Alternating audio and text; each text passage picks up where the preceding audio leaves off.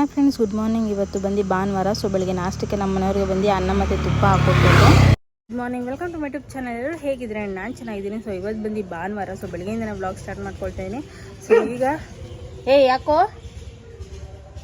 ಈಗ ಬಂದು ನಮ್ಮ ಮನೆಗೆ ಹೋಗ್ತಾಯಿನಿ. ಚಕ್ಲಿ ಹೊತ್ತಬೇಕು ಅಂತಂದಲ್ಲ. ಸೊ ಅವ್ರು ಆಲ್ರೆಡಿ ಎಲ್ಲ ರೆಡಿ ಮಾಡಿ ಇಟ್ಕೊಂಡ್ಬಿಟ್ಟಿದ್ದಾರೆ.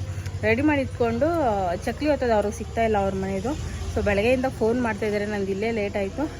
ಸೊ ಬನ್ನಿ, ಈಗ ಆಲ್ರೆಡಿ 8:15 ಹೋಗಿದೆ. ಬೇಗ ಹೋಗಿ ಬಿಸಿಲು ಆಲ್ರೆಡಿ ಸ್ಟಾರ್ಟ್ ಆಗೋಗಿದೆ. ಏನು ಮಾಡೋದು ಗೊತ್ತಿಲ್ಲ, ಬೇಗ ಹೋಗಿ ಹೊತ್ಬಿಟ್ಟು ಬರೋಣ. ಹೋಗಿದ್ದೀನಿ ಫ್ರೆಂಡ್ಸ್, ತಿಂತಾಯಿದ್ದಾನೆ. ಇಲ್ಲಿ ಇದು ಬಂದಿದೆ ಬಿಸ್ಕೆಟ್ ತಿನ್ನೋದಕ್ಕೆ, ಅದಕ್ಕೆ ಬೈತಾ ಇದ್ದಾನೆ ಅಲ್ವಾ ಮೆಕ್ಸಿ? ಆಡು ಮರಿಗಳು ಫ್ರೆಂಡ್ಸ್.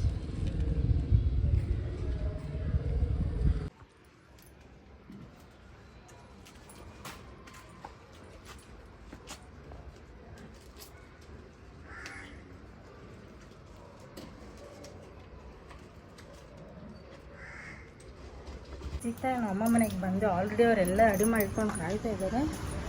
ಸೊ ಬನ್ನಿ, ಬೇಗ ಹೋಗಿ ನಾವು ಏನೇನು ಮಾಡಿದ್ದಾರೆ ಅಂತ. ಅವ್ರಿಗೆ ಬೆಳಗ್ಗೆ ರೆಡಿ ಮಾಡಿ ಇಟ್ಕೊಂಡ್ಬಿಟ್ಟಿದ್ದಾರೆ ಫ್ರೆಂಡ್ಸ್. ಆದರೆ ಅವ್ರಿಗೆ ಚಕ್ಲಿ ಹೊತ್ತೋದು ಸಿಕ್ಕಿಲ್ಲ, ಅವ್ರು ನೋಡ್ಬೋದು.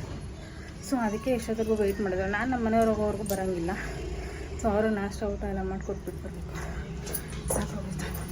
ಸೊ ಫ್ರೆಂಡ್ಸ್, ಇಲ್ಲಿ ಫಸ್ಟು ನಾವು ಅಮ್ಮ ಮನೆಯಲ್ಲೇ ಮಾಡಿದ್ರಲ್ಲ, ಅದನ್ನು ಒಳಗಡೆನೇ ಮಾಡ್ಕೊಳ್ತಾ ಇದ್ದೀವಿ. ಸೊ ಬಿಸಿಲು ಜಾಸ್ತಿ ಆಗೋಯ್ತು, ಇನ್ನು ಮೇಲೆ ಕೆತ್ಕೊಂಡು ಹೋಗೋಕ್ಕಾಗಲ್ಲ, ಆರೋಗುತ್ತೆ ಅಂದ್ಬಿಟ್ಟು ಒಳಗಡೆನೇ ಇದನ್ನು ಹೊತ್ಕೊಂಡು ಫ್ರೆಂಡ್ಸ್ ಇಷ್ಟೊತ್ತು ಕೆಳಗಡೆ ಮಾಡಿದ್ವಿ. ಸೊ ಮಾಡಿಬಿಟ್ಟು ಅಲ್ಲಿ ಬಾಗಿಲಲ್ಲೇ ಒಂದು ಸ್ವಲ್ಪ ಒಣಗಾಕಿದ್ದೀವಿ ಅಷ್ಟೇ. ಜಾಸ್ತಿ ಹೊತ್ತಕ್ಕಾಗಲಿಲ್ಲ, ಯಾಕಂದರೆ ಕಿಚನಿಂದ ಬಾಗಿಲಿಗೆ ತರೋಷ್ಟರಲ್ಲಿ ಸಣ್ಣ ಹೋಗುತ್ತೆ, ಅದೆಲ್ಲ ಒಂದಕ್ಕೊಂದು ಅಂಟ್ಕೊಂಡ್ಬಿಡ್ತಾಯಿದೆ. ಸೊ ಈಗ ಮೇಲೆ ಹೊತ್ಕೊಳ್ಳೋಣ ಅಂತ ಬಂದಿದ್ದೀವಿ. ಆಲ್ರೆಡಿ ಅಲ್ಲೊಂದು ಸ್ವಲ್ಪ ನೆರಳಿದೆಯಲ್ಲ, ಅಲ್ಲೇ ಹೊತ್ಕೊಬೇಕು. ಇಲ್ಲ ಹಾಕ್ಕೊಳ್ಳೋಣ ಅಂತ ಫಸ್ಟು ನಾವು ಆಮೇಲೆ ಬೇಡ ಧೂಳಿ ಇರುತ್ತೆ ಅಂದರು. ಸೊ ಅಂತ ಏನು ಧೂಳಿಲ್ಲ, ಈಗಿಲ್ಲ. ಒಂದು ಸತಿ ಕಸ ಗುಡಿಸ್ಬಿಟ್ಟು ಆಮೇಲೆ ನಮ್ಮ ಅಮ್ಮ ಈಗ ಇನ್ನೊಂದು ಸತಿ ಮಾಡೋದಕ್ಕೆ ಇಟ್ಟಿದ್ದಾರೆ. ಅವ್ರು ಅದನ್ನು ಮಾಡ್ಕೊಂಡು ಬರೋಷ್ಟರಲ್ಲಿ ನಾನು ಇದೆಲ್ಲ ಕಸ ಗುಡಿಸಿ ಚಾಪೆ ಎಲ್ಲ ಹಾಕಿ ಎಲ್ಲ ಕ್ಲೀನ್ ಮಾಡಿಬಿಟ್ರೆ ಅವ್ರು ಬಂದು ಇದು ಮಾಡ್ತಾರೆ. ನಾನು ಮುಂಚೆನೇ ಟ್ರೈಪಾಡ್ ತರೋಣ ಅಂತಿದ್ದೆ ಫ್ರೆಂಡ್ಸ್ ಮಾಡೋಕ್ಕೆ.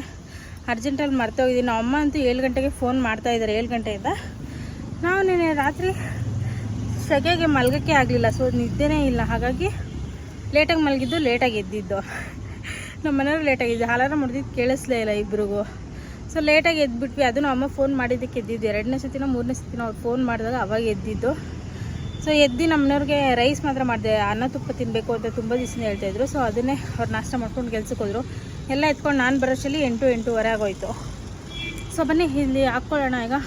ಸೊ ಫ್ರೆಂಡ್ಸ್, ಇಲ್ಲಿ ಮುಂಚೆ ನಾವು ಆ ಮನೇಲಿ ಇದ್ದಾಗ ಇಲ್ಲೆಲ್ಲ ಎಷ್ಟು ಸತಿ ಸಂಡಿಗೆಗಳು, ಹಪ್ಳಗಳು ಎಲ್ಲ ಹಾಕಿದ್ದೀವಿ ಫ್ರೆಂಡ್ಸ್.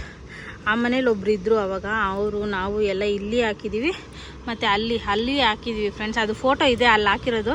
ನಾನು ಅಪ್ಲೋಡ್ ಮಾಡ್ತೀನಿ ಆಮೇಲೆ, ಹಳೆ ಫೋನಲ್ಲಿದೆ, ಇದಕ್ಕೆ ಅಟ್ಯಾಚ್ ಮಾಡ್ತೀನಿ ಫೋಟೋ. ಎಷ್ಟು ಸತಿ ಹಾಕಿದ್ರು. ಅಲ್ಲಿ ಕೆಳಗಡೆ ಮನೆ ಓನರ್ ಇದ್ದಾರಲ್ಲ, ಅವರೆಲ್ಲ ಹೇಳೋರು ನಮ್ಮ ಅಮ್ಮಗೆ ನೀನು ಚೆನ್ನಾಗಿ ಮಾಡ್ತೀಯ, ಅಲ್ಲಿದ್ದಾರೆ ನೋಡಿ ಅವರು ನಮ್ಮ ಅಮ್ಮ ಹತ್ರ ತುಂಬ ಸತಿ ಹೇಳಿದ್ದೀನಿ, ಸಂಡಿಗೆ ಚೆನ್ನಾಗಿ ಮಾಡ್ತೀಯ ಸುಧಾ, ನನಗೂ ಹಾಕ್ಕೊಡು ಅಂತೆಲ್ಲ ಅಂದ್ಕೊಂಡು.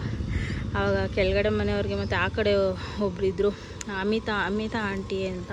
ಸೊ ಅವ್ರಿಗೆಲ್ಲ ತುಂಬ ಚೆನ್ನಾಗಿ, ಎಲ್ಲರೂ ಸಮ್ಮರ್ ಬಂದರೆ ಅದೇ ಕೆಲಸ ನಮ್ಮದು, ಎಲ್ಲರಿಗೂ ಮಾಡ್ಕೊಳ್ಳೋದು. ಸೊ ತುಂಬ ಚೆನ್ನಾಗಿ ಮಾಡ್ತಿದ್ರು ನಮ್ಮಮ್ಮ ಅಂತ. ಸೊ ಇವಾಗ ಸಂಡಿಗೆ ಹಾಕೋಕ್ಕೆ ಸ್ಟಾರ್ಟ್ ಮಾಡಿದ್ದೀನಿ. ಮನೆ ಹಾಕೊಳ್ಳೋಣ. ಅಲ್ಲೆಲ್ಲ ನಾನು ರಂಗೋಲಿ ಹಾಕ್ತಾಯಿದ್ದೆ ಫ್ರೆಂಡ್ಸ್. ಇಲ್ಲಿ ಮನೆ ಮುಂದೆ ಎಲ್ಲ ನಾನು ರಂಗೋಲಿ ಹಾಕ್ತಾಯಿದ್ದೆ. ಅವಾಗ ದೊಡ್ಡ ರಂಗೋಲಿ ಈ ಮನೇಲಿ ಇರಬೇಕಾದ್ರೆ.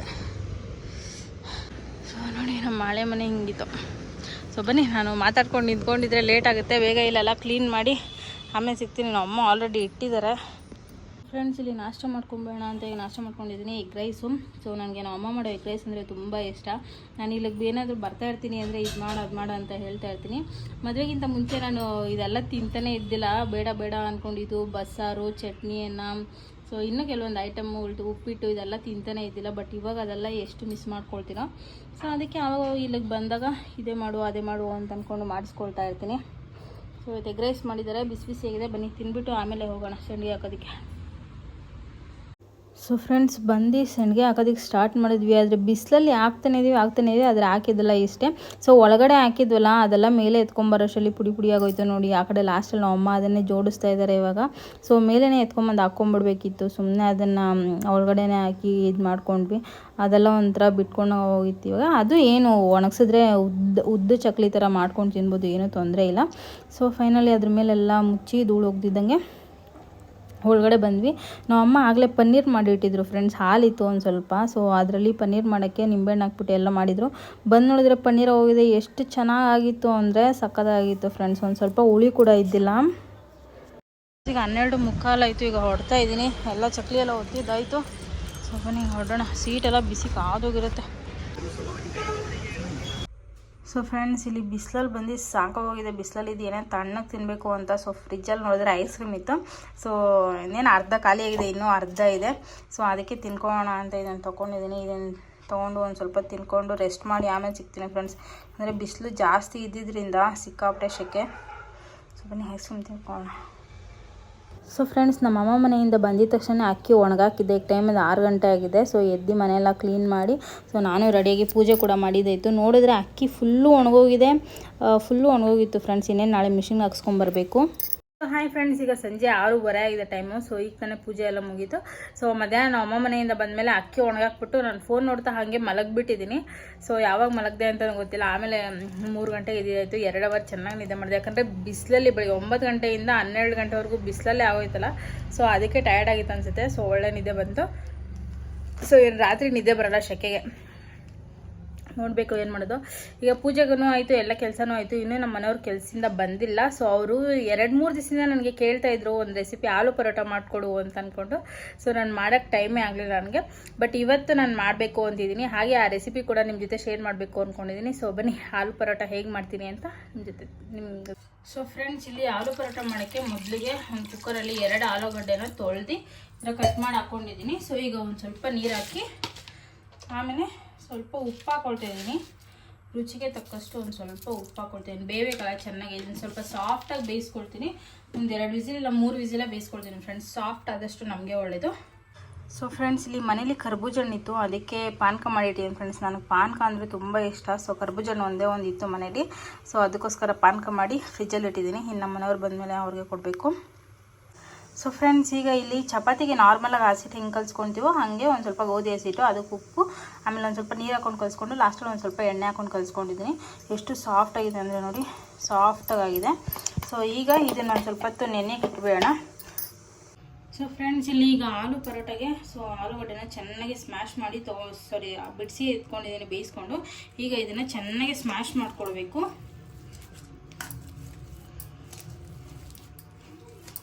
ಇದನ್ನು ಬಿಸಿ ಇದ್ದಾಗೆ ಸ್ಮ್ಯಾಶ್ ಮಾಡ್ಕೊಬೇಕು ಫ್ರೆಂಡ್ಸ್. ಇಲ್ಲಾಂದರೆ ಒಂದು ಸ್ವಲ್ಪ ಏನಾದರೂ ಆರ್ತಂದರೆ ಒಂದು ಸ್ವಲ್ಪ ಗಟ್ಟಿ ಹೋಗ್ಬಿಡುತ್ತೆ. ಸೊ ಬಿಸಿ ಇದ್ದಾಗೆ ಮಾಡ್ಕೊಳ್ಳಿ. ನಾನು ಬಿಸಿ ಇದ್ದಾಗೆ ಮಾಡ್ಕೊಳ್ತಾ ಇದ್ದೀನಿ.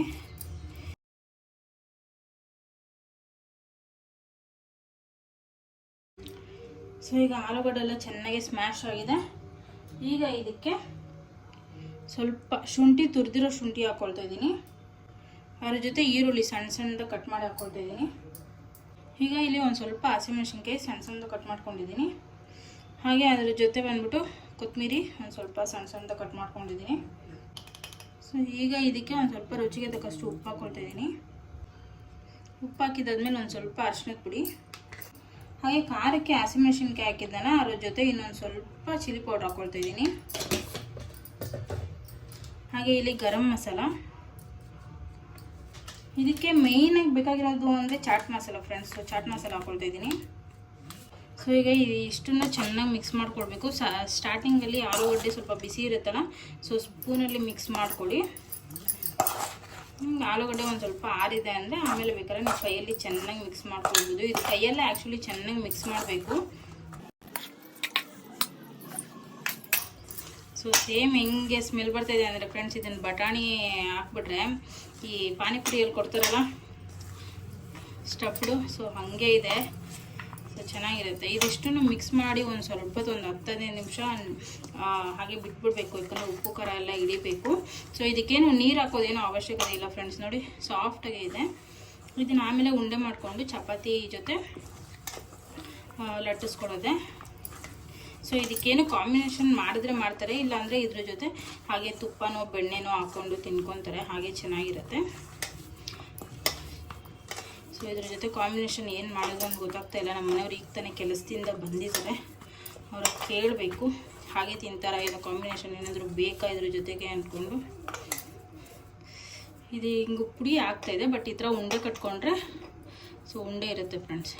ನೋಡಿ ಉಂಡೆ ಇದೆ, ಏನೂ ಆಗ್ತಾಯಿಲ್ಲ. ಈ ಥರ ಉಂಡೆ ಮಾಡಿಕೊಂಡು ಚಪಾತಿ ಮಧ್ಯದಲ್ಲಿ ಇಟ್ಟು ಇದನ್ನು ಲಟ್ಟಿಸ್ಕೊಳ್ಳೋದು. ಸೊ ಫ್ರೆಂಡ್ಸ್, ಈಗ ಇದನ್ನು ಚೆನ್ನಾಗಿ ಮಿಕ್ಸ್ ಮಾಡಿ ಎತ್ತಿಡ್ತೀನಿ. ಒಂದು 20 ನಿಮಿಷ ಹಾಗೆ ಬಿಡ್ತೀನಿ. ಆಮೇಲೆ ನಮ್ಮ ಮನೆಯವ್ರು ಬಂದಿರಲ್ಲ, ಅವ್ರಿಗೆ ಕರ್ಬೂಜ ಹಣ್ಣು ಜ್ಯೂಸ್ ಹಾಕ್ಕೊಟ್ಟೆ. ಪಾನಕ ಹಾಕ್ಕೊಟ್ಟೆ. ತುಂಬ ಅಂದರೆ ತುಂಬ ಚೆನ್ನಾಗಿ ಬಂದಿತ್ತು. ಆಮೇಲೆ ಒಂದು ಅರ್ಧ ಅವರ್ ಆದಮೇಲೆ ಈ ಥರ ಚಪಾತಿನೆಲ್ಲ ಈ ಥರ ಹಸಿರೆಲ್ಲ ಉಂಡೆ ಮಾಡಿ ಇಟ್ಕೊಂಡಿದ್ದೀನಿ. ಹಾಗೆ ಅದು ಇದಿತ್ತಲ್ಲ ಸ್ಟಫ್ಡು, ಅದನ್ನು ಕೂಡ ಈ ಥರ ಉಂಡೆ ಮಾಡಿ ಇಟ್ಕೊಂಡಿದ್ದೀನಿ. ಅದು ನೋಡಿದ್ರೆ 10 ಆಗಿತ್ತು, ಚಪಾತಿ ಹಸಿಟ್ಟು ನೋಡಿದ್ರೆ 9 ಆಗಿತ್ತು. ಸೊ ಅದನ್ನೇ ಒಂದು ಸ್ವಲ್ಪ ಜಾಸ್ತಿ ಹಾಕಿದ್ರೆ ಆಗುತ್ತೆ ಅಂದ್ಕೊಂಡು ಮಾಡ್ಕೊಳ್ತಾಯಿದ್ದೀನಿ. ಫಸ್ಟ್ ನಾನು ಬಂದು ಅದೇ ಇದು ತೀಡ್ಕೊತಾ ಇದ್ದೀನಿ ಫ್ರೆಂಡ್ಸ್. ಅದರಲ್ಲಿ ತೀಡ್ಕೊಳ್ತಾ ಇದ್ದೀನಿ. ಬಟ್ ತೀಡ್ಕೊಂಡಾಗ ಏನಾಗ್ತಾಯಿತ್ತು ಅಂದರೆ ಸ್ವಲ್ಪ ಬಿಟ್ಕೊಳ್ತಾ ಇತ್ತು. ಸೊ ಶೇಪ್ ಕೂಡ ಕರೆಕ್ಟಾಗಿ ಬರ್ತಾ ಇದ್ದಿಲ್ಲ ನನಗೆ. ಈ ಚಪಾತಿಯಲ್ಲಿ ಇದು ತೀಡ್ಕೊಂಡ್ರೆ ಶೇಪ್ ಕರೆಕ್ಟಾಗಿ ಬರೋದಿಲ್ಲ. ಆಮೇಲೆ 2ನೇ ಸತಿ ಬಂದುಬಿಟ್ಟು ಕೈಯಲ್ಲೇ ನಾನು ಅದೇ ಒಬ್ಬಟ್ಟು ತಟ್ತೀವಲ್ಲ, ಸೊ ಆ ಥರ ತಟ್ಕೊಂಡು ಆವಾಗ ಚೆನ್ನಾಗೇ ಬಂತು. ಸೊ ನನಗೆ ಇದೇ ಈಸಿ ಅನಿಸ್ತು ತಟ್ಕೊಳ್ಳೋದೆ. ಸೊ ಅದಕ್ಕೆ ಎಲ್ಲನೂ ಇದೇ ಥರನೇ ತಟ್ಕೊಳ್ತಾ ಇದ್ದೆ. ಸೊ ಆಲೂ ಪರೋಟ ಅಂತೂ ತುಂಬ ಅಂದರೆ ತುಂಬ ಚೆನ್ನಾಗಿ ಬಂದಿತ್ತು. ಇದು ಕಾಂಬಿನೇಷನ್ ಅಂತೂ ಏನೂ ಮಾಡ್ಕೊಂಡಿದ್ದಿಲ್ಲ, ಬಟ್ ಉಪ್ಪು ಹುಳಿ ಖಾರ ಅಂತೂ ಸಕ್ಕತ್ತಾಗಿತ್ತು. ಸೊ ನೀವು ಕೂಡ ಟ್ರೈ ಮಾಡಿ. ಮಕ್ಕಳಿಗೆ ಇರೋ ಮನೇಲಿ ಈವ್ನಿಂಗ್ ಸ್ನ್ಯಾಕ್ಸ್ ಥರ ಕೂಡ ಮಾಡಿಕೊಡ್ಬೋದು, ಚೆನ್ನಾಗಿರುತ್ತೆ. ಸೊ ಇದು ಕಾಂಬಿನೇಷನ್ ಕೂಡ ಏನು ಮಾಡೋ ತಲೆನೋವಿರಲ್ಲ, ಆದಷ್ಟು ಬೇಗನೆ ಮಾಡ್ಕೊಂಬಿಡ್ಬೋದು. ಸೊ ಊಟ ಕೂಡ ಮುಗಿಸ್ಕೊಂಡ್ವಿ. ಹಾಗೆ ಪಾತ್ರೆಗಳು ಕೂಡ ತೊಳ್ಕೊಂಡ್ಬಿಡ್ತಿದ್ದೀನಿ. ದಿನ ರಾತ್ರಿ ನಾನು ತಿಂದಿದ್ದೆಲ್ಲ ತೊಳ್ಕೊಂಡು ಗ್ಯಾಸೆಲ್ಲ ಒರೆಸಿ ಇಟ್ಕೊಂಡ್ಬಿಡ್ತೀನಿ ಫ್ರೆಂಡ್ಸ್, ಹಾಗೆ ಬಿಡೋದಕ್ಕೆ ಹೋಗೋದಿಲ್ಲ. ಸೊ ಹಾಗಾಗಿ ಒಂದು ಸ್ವಲ್ಪ ಪಾತ್ರೆಗಳಿತ್ತಲ್ಲ ಅದನ್ನೇ ತೊಳ್ಕೊಳ್ತಾ ಇದ್ದೀನಿ. ಬೇಗ ಹೋಗಿ ಮಲಗಬೇಕು, ನಿದ್ದೆ ಬರ್ತಾಯಿದೆ. ಇನ್ನೊಂದು ವಿಷಯ ಏನು ಅಂದರೆ 20ನೇ ತಾರೀಕಿಂದ ಫ್ರೆಂಡ್ಸ್ ನಾವು ಸರ್ಕಸ್ ಮಾಡ್ತಾ ಇರೋದು. ಕೂಲರ್ ತರೋದಕ್ಕೆ ಆಗ್ತಾನೇ ಇಲ್ಲ. ಕ್ರೋಮಿಗೆ ಹೋಗಿದ್ವಿ, ಅಲ್ಲೂ ಕೂಡ ನಮಗೆ ಸಿಗಲಿಲ್ಲ. ಆನ್ಲೈನಲ್ಲಿ ಆರ್ಡರ್ ಮಾಡಿದ್ದೀವಿ, ಆದರೆ ಅದು ಡಿಲೇ ಆಗ್ತಾಯಿದೆ. ಸೊ ಅದಕ್ಕೆ ಮತ್ತೆ ಇವತ್ತು ಅವ್ರಿಗೆಲ್ಲ ಕಸ್ಟಮರ್ ಕೇರ್ಗೆಲ್ಲ ಫೋನ್ ಮಾಡಿ ಅದೆಲ್ಲ ಒಂದು ಸ್ವಲ್ಪ ಮಾತಾಡಿಕೊಂಡು ಸ್ವಲ್ಪ ಲೇಟ್ ಆಯಿತು. ಸೊ ಫೈನಲಿ ಅದನ್ನು ಕ್ಯಾನ್ಸಲ್ ಮಾಡಿ ಮತ್ತೆ ಬೇರೆದು ಆರ್ಡ್ರ್ ಮಾಡಿದ್ದೀವಿ. ಅದು ಯಾವಾಗ ಬರುತ್ತೋ ಗೊತ್ತಿಲ್ಲ, ನೋಡಬೇಕು. ಸೆಕೆಗೆ ಇರೋಕ್ಕಾಗ್ತಾ ಇಲ್ಲ. ಸೊ ಹಾಗೆ ರಾತ್ರಿ ಹೊತ್ತು ನಿದ್ದೆನೂ ಮಾಡ್ತಾಯಿಲ್ಲ ನಮ್ಮ ಮನೆಯವರು. ಪಾಪ ಸಿಕ್ಕಾಪಟ್ಟೆ ಸೆಕೆ ಬಂದುಬಿಟ್ಟಿದೆ. ಸೊ ಫ್ರೆಂಡ್ಸ್, ಈಗ ಫೈನಲಿ ಪಾತ್ರೆ ಎಲ್ಲ ತೊಳೆದಿದ್ದಾಯಿತು, ಕಿಚನ್ನು ಎಲ್ಲ ಕ್ಲೀನ್ ಮಾಡಿದ್ದಾಯಿತು. ಸೊ ಫ್ರೆಂಡ್ಸ್, ಈ ವ್ಲಾಗ್ ಇಷ್ಟ. ಈ ವ್ಲಾಗಿಗೆ ಎಂಡ್ ಮಾಡ್ತೀನಿ. ಪ್ಲೀಸ್ ಯಾರೆಲ್ಲ ನೋಡ್ತಿರೋ ಪ್ಲೀಸ್ ಸಬ್ಸ್ಕ್ರೈಬ್ ಮಾಡಿ, ಲೈಕ್ ಮಾಡಿ, ಶೇರ್ ಮಾಡಿ, ಕಮೆಂಟ್